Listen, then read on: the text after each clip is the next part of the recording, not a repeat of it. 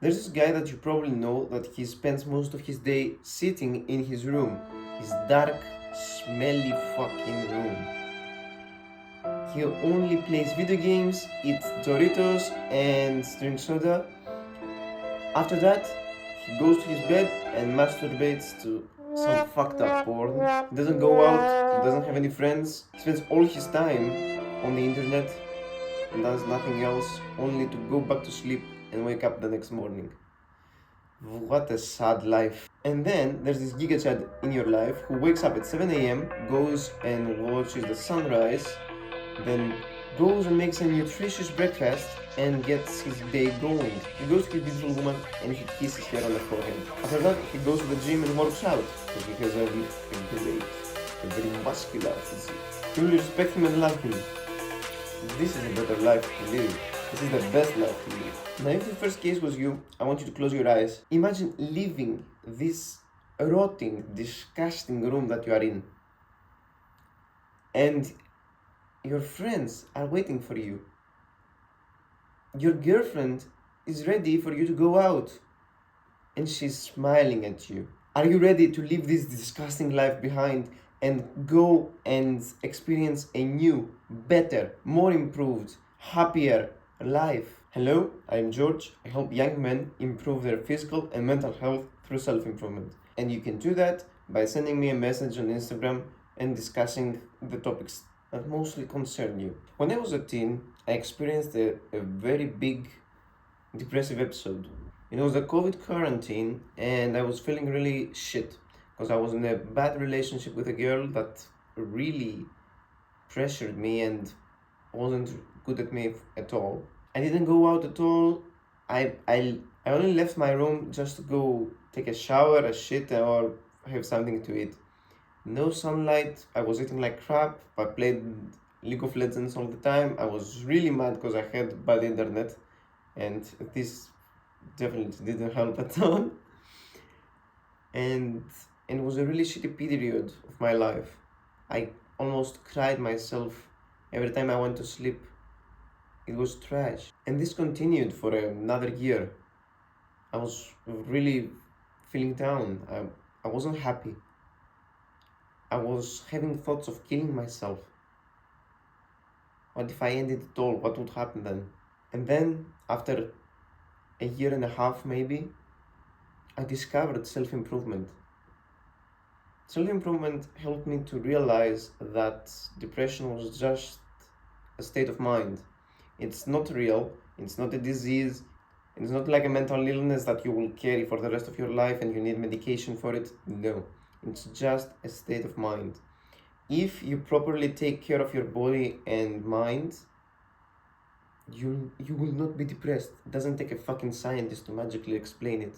As soon as I started going out, working out, eating better, I wasn't depressed. It's not difficult. It's all in here.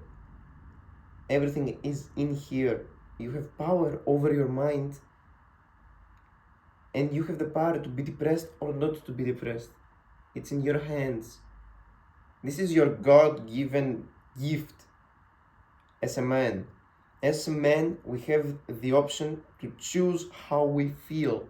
Like, haven't you experienced sometimes that you want to feel angry for like a particular reason, like before going for a PR or before going to beat up someone? Don't you intentionally put yourself in that anger mode in order to be more powerful and stuff, to unleash all your energy?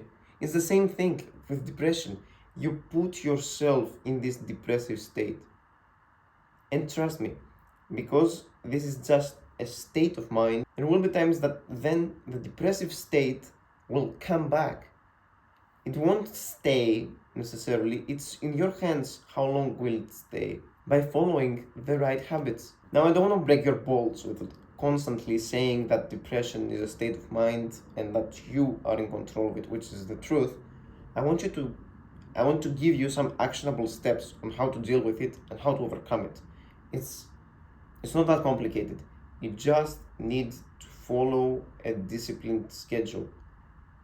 I know it might sound really difficult at the moment because when you're depressed, you don't have the energy to do anything. everything is difficult. Even getting out of bed is difficult. I know. That's why at first it won't be that hard. In order to start fixing your problems, you need to be in that present moment. If your mind wanders to the past or to the future, you won't be able to make any progress because you're not focusing on the problem. And the best solution for that issue is to meditate. Oh, George, I don't know how to meditate.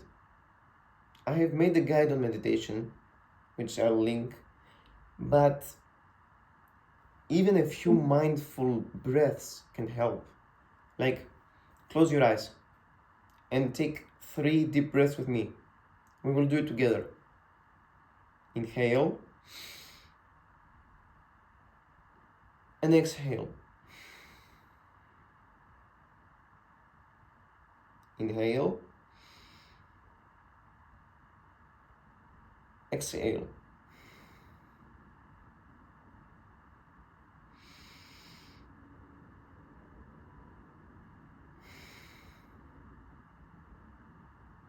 Open your eyes. Congratulations, you did your first meditation session. It's not that difficult. You can start by getting like 3 mindful breaths. When you feel sad, when you feel anxious, 3 mindful breaths to bring you back to the present moment. It's amazing how breathing actually helps. And most people don't know how to breathe properly. And most people have never had a mindful breath. They leave it to be like a motor skill. That just happens. And when someone reminds them to breathe, they get pissed off. You need to inhale through your nose and store the air in your stomach, in your belly, through the diaphragm. And then exhale back through the nose. Doesn't need to be from the mouth. The more you start breathing through your nose, the less you'll breathe from your mouth. And you want to breathe through your nose because that's how we are supposed to breathe. The nose hairs inside your nose are made and designed to be there in order to filter any toxins, any microorganisms that might pass through and damage your lung. For the first week, at least take 3 mindful breaths a day. Now, the second part of our action step is to do gratitude journaling. I've made another guide on gratitude journaling before. I'll link that as well. It's not difficult, and you can start by saying things that you are grateful. You don't need to write them down for the first week. From the second week and on, it would be a great idea. But for the first week, you can at least say, I'm grateful for my parents because they've given me this life that I can enjoy. I have all these things around me because of them. I'm grateful to have them. You've practiced gratitude today. Congratulations. Think of something that you're grateful for. Maybe it's the computer screen you're looking at now. Without that computer screen, you wouldn't be able to watch videos, you wouldn't be able to play your favorite video games or see any movies. Maybe you are grateful to the delivery driver that brought your food today. If it wasn't for him, you wouldn't have your food right in front of you. You would have to go to the store. There are a whole lot of things that you can be grateful of. Now, a third thing for our actionable step would be to exercise. I understand that exercising your mind might be go for a run or go to the gym. It doesn't have to be like that. You can go for a walk, see the nature all around you, pick a leaf out of a tree that seems very interesting. Move your body, that's the point. You can do push-ups inside your house, you can do crunches for your abs. Do something. Move. I want you to drop right now and do 5 push-ups. Okay, we'll do them together. 1, 2, 3, 4, 5. Congratulations, you did 5 push-ups. You exercised. You can tick off the box now. Now these are the 3 beginner steps in order to build the habits to conquer your depression. The more you do them, the better you'll feel. The better you'll feel, the less depressed you are. Okay? It's not rocket science, it's just simple like math. 1 + 1 is 2. Now, another thing that you should consider, and I think that's the most important one, is your diet. Your diet plays a significant role on how your whole body reacts to stuff and how your mind can perceive the world. Because a whole lot of our hormones that pass through our brain can be found in our gut, because our gut microbiome is responsible for creating these hormones like serotonin, or in some cases dopamine can be created there, and all these go through the blood brain barrier and end up in our brain. If you don't take care of your gut, you essentially don't take care of your brain as well. I suggest you start eating cleaner, at least. You don't need to follow like some crazy diet or the animal-based diet that I follow. By simply eliminating the junk food and replacing it with whole foods like eggs, like yogurt, like milk, like meat. Now I'm bringing up examples that I do follow, but you can eat some rice if you want to. You can eat some home cooked spaghetti, anything. Now you'd be better off cutting off sugars, because sugars actually are detrimental to our health. But when you have a craving for like sweets, instead of grabbing that Snickers bar, grab a banana. For fuck's sake, it's not difficult to eat a banana. You just peel it and eat it. Simple, quick. Just like you would do a candy bar, you can do a banana. Another part that we in Greece at least can really appreciate is getting our sunlight. You need to be exposed to the sun for some period of the day, because it genuinely helps.